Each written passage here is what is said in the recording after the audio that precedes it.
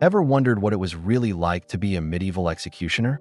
It's a job that pops up in every medieval movie, but the reality was far stranger and more complex than you might think. Forget the image of a hulking, hooded figure who just shows up for the grim finale. The truth is, their lives were a bizarre mix of public duty, social isolation, and surprisingly, medicine. Let's get one thing straight. Nobody wanted this job. It wasn't something you aspired to be. Most executioners were recruited from the margins of society. They were often criminals themselves, offered a grim choice: the noose or become the one who operates it. Sometimes, the role was hereditary, a dark family legacy passed down from father to son, trapping them in a cycle of social stigma. You see, even though their work was a crucial part of the justice system, society shunned them. They were seen as unclean, tainted by death. People would cross the street to avoid them. They often had to live outside the city walls, in designated, isolated areas. Their children were bullied, and they struggled to find spouses outside of other dishonorable families, like gravediggers or latrine cleaners. It was a lonely, ostracized existence. So, what did their day-to-day actually involve? Well, it wasn't just swinging an axe. In fact, a clean, swift beheading with a sword was often reserved for the nobility. It was seen as a more honorable death. For commoners, the methods were far more brutal and varied. Hanging was common, but often resulted in a slow, agonizing death by strangulation rather than a quick neck break. Then there were the more gruesome punishments designed to be public spectacles: breaking on the wheel, drawing and quartering, or burning at the stake. These weren't just executions. They were theatrical displays of power, meant to terrify the populace into obedience. The executioner was the star of this horrifying show. They had to be skilled, not just in causing death, but in prolonging suffering when the sentence demanded it. A botched execution could lead to a riot, with the angry crowd turning on the executioner himself. It was a high-pressure, high-stakes performance. But their job didn't end when the body went still. They were also responsible for the public display of corpses. This meant hanging bodies in chains from the gibbet at the crossroads or placing severed heads on spikes above the city gates.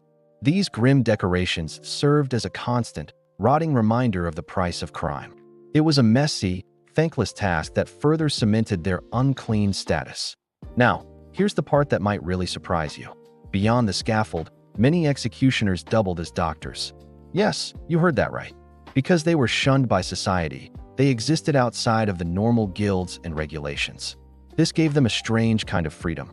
Their knowledge of the human body, gained through the grimmest means imaginable, was extensive.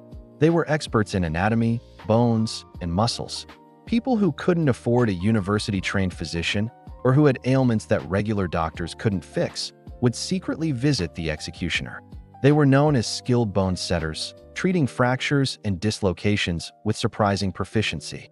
They could reduce hernias, perform minor surgeries, and even pull teeth. And it gets even weirder. The executioner's world was steeped in superstition and folk magic. The tools of their trade, and even parts of the executed, were believed to hold powerful magical properties. The rope from a hanging, for instance, was thought to bring good luck in gambling. A touch from the executioner's hand was believed to cure certain illnesses. The most sought-after item was the Hand of Glory, the preserved hand of a hanged man, which was thought to be a powerful talisman for thieves, able to unlock any door and put people to sleep. Executioners would sell these macabre items on the side, creating a lucrative, if gruesome, black market. The fat rendered from human bodies was also highly valued and sold as a key ingredient in medicinal salves and ointments, believed to cure everything from joint pain to rashes. This side hustle was often their main source of income, as their official salary for executions was usually quite low. Financially, their situation was a paradox.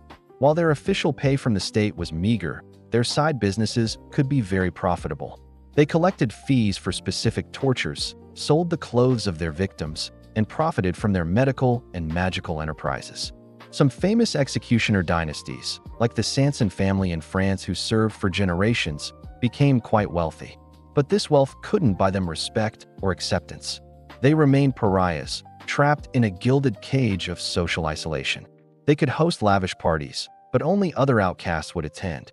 This constant social rejection took a heavy psychological toll. Imagine living a life where your very touch is considered defiling, where parents use your name to scare their children into behaving. Many executioners turn to alcohol to cope with the isolation and the horror of their daily work. Some showed signs of what we would now call post-traumatic stress disorder. The internal conflict must have been immense, performing a necessary public service while being reviled for it, possessing unique and valuable medical skills, but being seen only as an agent of death.